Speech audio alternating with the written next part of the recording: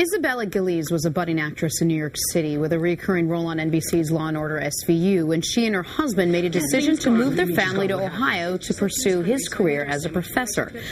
All appeared perfect on the outside until her husband left her for another woman. We have to keep bringing this up. Isabel writes about the painful experience in her new memoir called Happens Every Day. Isabel, good morning. Thanks for being with us. Thank you. We've only mentioned it 16 times. I hope it's not starting to affect you. No.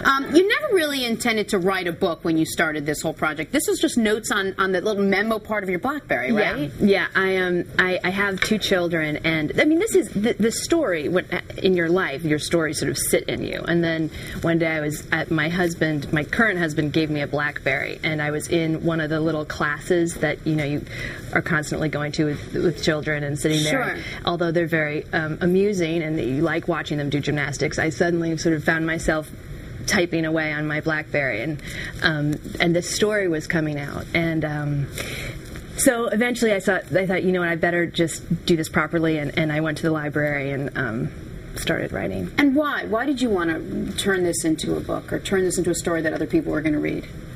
Well, I think, first of all, people told me, kind of like, you should write this down, because it was, I mean, the story is it happens every day. I mean, it's sort of a normal story. I mean, lots of people have hard things that happen to them, divorces, you lose part of your life, you lose your house, you lose whatever Sure. it is.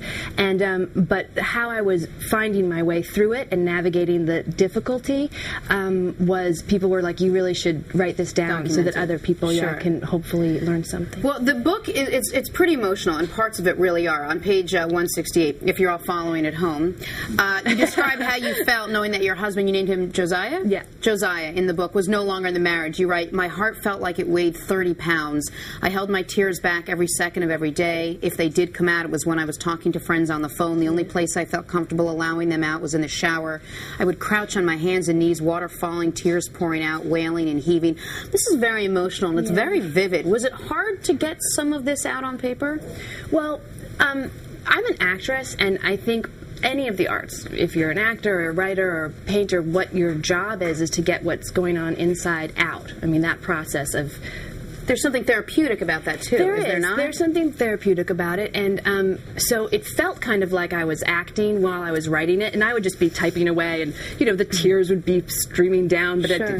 I just, sort of got through it. And Waterproof keyboard? Yeah. Yeah, of course. And people in the library, Right. And the part about, having to get the sad part out in the shower and the private moments is important.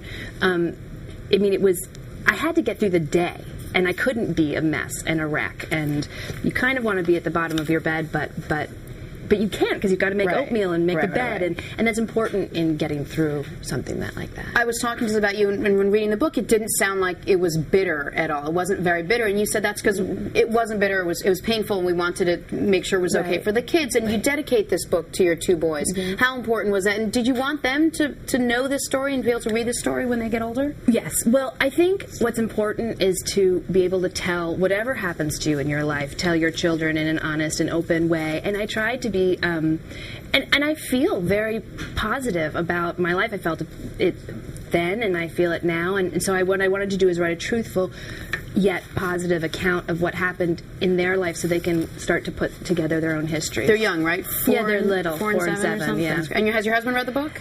Oh, yeah. And you guys are friends now. Not your current husband, your ex-husband, because you remarried. I remarried. Okay. Everybody's read the book. Okay. My ex-husband and I are friends, and we have this common goal, which is the happiness of our children. And so however we choose to get to the goal is sort of our own business. And then, and we have to have good faith that the other one's doing it in for that goal too. So it's sort of, it's one big, weird-shaped, happy family. It happens every day. Isabel Gillies, thank you so much for being with us this morning.